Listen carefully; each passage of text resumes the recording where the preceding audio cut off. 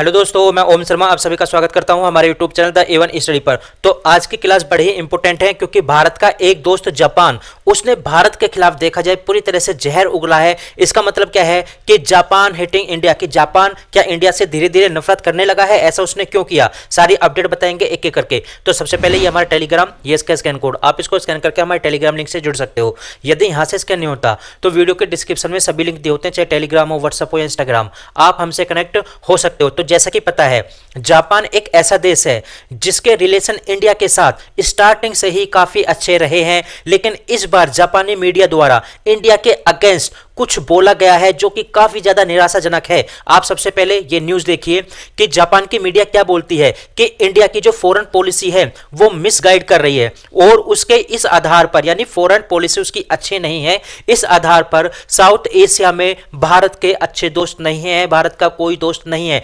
Japan के द्वारा इस प्रकार के वर्ड यूज करना काफी ज्यादा चिंताजनक है और यह बहुत बड़ी बात है। उसने भारत को इस प्रकार, यानी भारत के खिलाफ इस प्रकार के शब्द यूज किया और भारत पर इतना बड़ा ब्लेम तक लगा दिया है।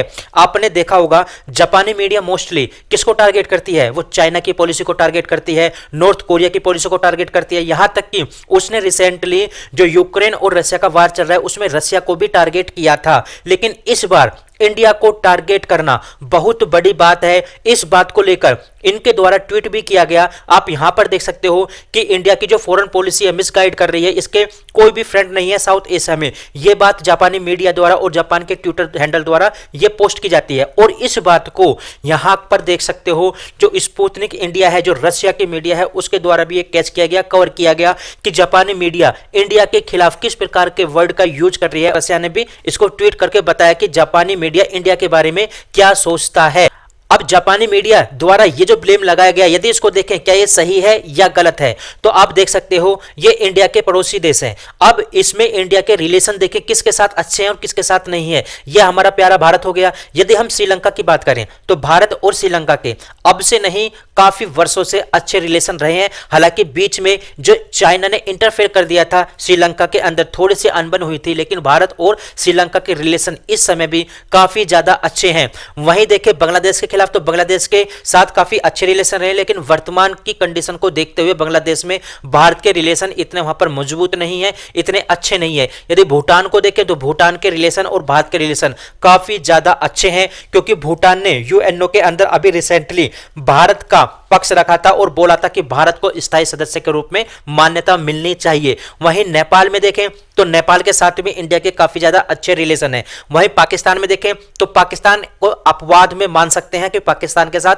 भारत के अच्छे रिलेशन नहीं है बिल्कुल भी। हालांकि अभी यहां पर 15-16 अक्टूबर को जो एसओ समिट है, यहां पर भारत की तरफ से जयशंकर के जाएंगे, वहां पर समिट अटेंड करेंगे। अब अफगानिस्तान के साथ देखें तो अफगानिस्तान के साथ भी इतने अच्छे रिलेशन नहीं है, लेकिन हाँ न्यूट्रल है, ना तो अच्छे हैं और ना ही यहां पर बुरे हैं।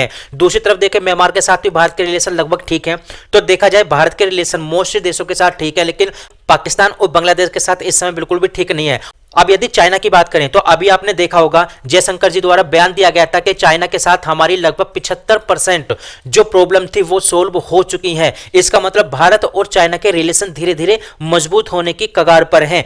अब क्वेश्चन ये उठता है कि जापान ने ऐसा बोला क्यों, जापान ऐसा क्यों भारत से धीरे धीरे नफरत करने लगा है? तो उसका कारण है एशियन नाटो। जापान चाहता है कि USA, Australia, Japan, India, Philippines ये सभी देश मिलकर एक साथ आए और नाटो की तरह एक अपनी अलग एशियन नाटो बनाए, जिस पर यदि कोई देश अटैक करता है सारी की सारी कंट्रीज की सेनाएं मिलकर उस देश पर अटैक कर दें, जैसा नाटो करती है। लेकिन भारत ने इस प्रपोजल को जो जापान ने दिया था उसको रिजेक्ट कर दिया। अब जापान को यही बात अच्छी नहीं लगी। उसने इसी बात को लेकर बोला कि जापान ने जो एशियन नाटो का प्रपोजल जो इंडिया को दिया था उसके फ्रेंड ही, उसके अलायंस ही ऐसा कर रहे हैं, उसको रिजेक्ट कर रहे हैं। अब इस बात को लेकर चाइना ने भी बोला था कि जिस तरह से नाटो बना, अब नाटो तो बन गया और उसके कारण यूक्रेन और रशिया का वार हुआ। आने वाले समय में यदि एशियन नाटो बनती है तो हो सकता है इस क्षेत्र में भी अफरा तफरी हो, युद्ध जैसा माहौल हो। इसी बात को सोचते हुए भारत ने इसको रिजेक्ट कर दिया। लेकिन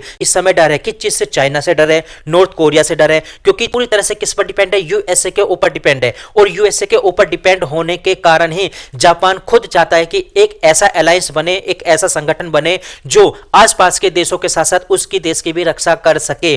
आप यहां पर देख सकते हो जो एशियन नाटो है भारत ने तो रिजेक्ट कर दिया है। भारत बिल्कुल अलग हो चुका है इस चीज को लेकर। अब देखा जाए जापान की चाइना से बिल्कुल भी नहीं बनती। बहुत सारे द्वीप हैं जो इस समय जापान सी के अंदर है और साउथ चाइना सी के आसपास है। वहां पर जापान और चाइना के बीच में जो ये सी पड़ता है उसमें काफी ज्यादा द्वीप हैं। उस द्वीप को लेकर जैसे सेंकाकू द्वीप हुआ, दोनों देशों के बीच में काफी ज्यादा विवाद है और पहले भी इस प्रकार के विवाद दोनों देशों के बीच में हो चुके हैं। लेकिन जापानी मीडिया का भारत के खिलाफ जहर उगलना और उसको मिसगाइडेड फॉरेन पॉलिसी कहना, यह अपने आप में बहुत बड़ी बात है। कुल मिलाकर भारत का एक अच्छा फ्रेंड यदि भारत को लेकर इस तरह के वर्ड का यूज करता है, ये काफी ज्यादा चिंताजनक है, काफी ज्यादा निराशाजनक है। तो फिलहाल जयशंकर जी ने इसका जवाब दिया था कि हम नाटो में यानी एशियन नाटो में शामिल नहीं होंगे। तो फिलहाल हमारे पास यही अपडेट थी। आप लोग कैसे लगी जरूर बताना, लाइक सब्सक्राइब करना बिल्कुल मत भूलना। Thank you.